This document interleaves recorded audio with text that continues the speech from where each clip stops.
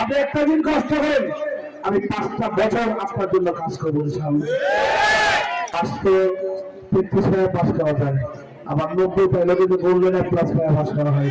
পাঁচের কাছে না আমরা গোল্ডেন প্লাস পায় পাস করতে চাই। এই চাঁদপুরে মানুষ গোল্ডেন প্লাস দেবে না। আমরা দেখেছি আরো অনেক ইউনিয়নে উন্নত স্থানে নেই, তারা গোল্ডেন প্লাস দেবে এবং রায়পুরে মাঝে থেকে দাঁড়িয়েছে গোল্ডেন প্লাস পায় পাস করবে, এটা আমরা প্রত্যাশা করি, ঠিক না?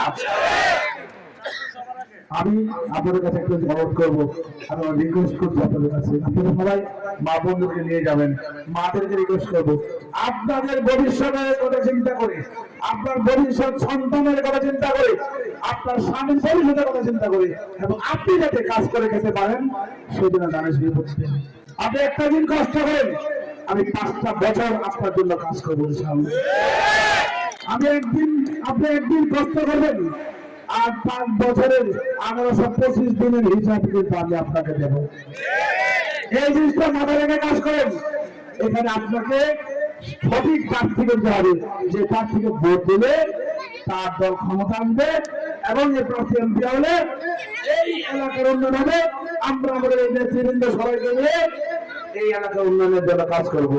আপনাদের এখানে সোলার পাওয়ারের জন্য একটা প্ল্যান হচ্ছে, এই এলাকায় আরো অনেক খারাপ জমি আছে, আমাদের ইচ্ছা আছে এখানে অনেক ইন্ডাস্ট্রি সেট আপ করা এবং কৃষি উন্নয়ন করা।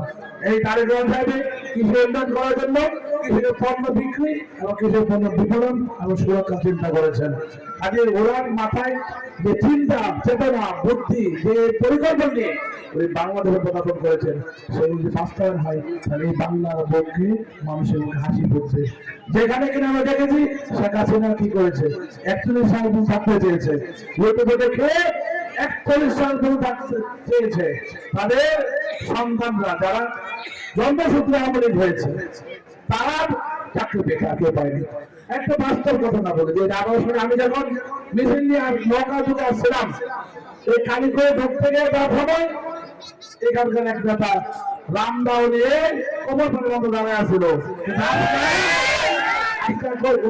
আল্লাহর মান দেখেন, দেখেন আল্লাহর মান, আমরা তো তোমাদের কিছু করি না, আমরা তো কিছু করছি না।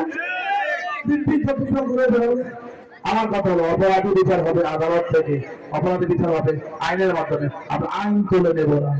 অন্য দলে যে ভালো মানুষগুলো আছে অপরাধীদের বাইরে সব ছেলে সব ভালো মানুষগুলো যদি একসাথে ঠিক করে একটা ভালো প্রার্থীকে, একজন ভালো এমপিকে, তারাও চিন্তা করবে তাদের জন্য ভবিষ্যতে মানুষ সুশাসনের জন্য ভালো একজন এমপি দরকার। আমি বলবো আমরা সব দলের যারা আছেন সাধারণ মানুষ প্রত্যেককে বলবো আপনারা যোগ্য প্রার্থীকে ভোট দিন। আমরা আজ পর্যন্ত অন্যায় হাত দিইনি, আমরা আজ পর্যন্ত এদের কোনো জমি ছেড়ে দিইনি, আমরা জমি দখলদার দিইনি। যে সমস্যাগুলো আছে রাষ্ট্রীয়ভাবে সেই সমস্যাগুলো সমাধান করতে গেলে ক্ষমতা দরকার।